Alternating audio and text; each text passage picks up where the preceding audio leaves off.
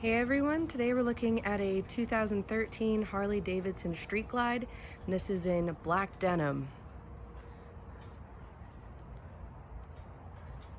Overall, extremely clean motorcycle.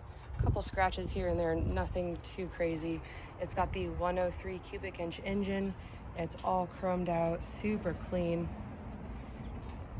We have the locking hard mounted saddlebags. This passenger backrest and luggage rack is really cool. It's really versatile. It's just really interesting and really comfortable. I sat back on the passenger seat just to check it out. It's got good lumbar support. We do have that heel toe shifter, really comfortable grips. Dash looks really nice. We also have extremely low miles. We are at 2,461. That is all. Again, 2013 Street Glide, black denim. Come check it out for test rides. We are open 6 days a week.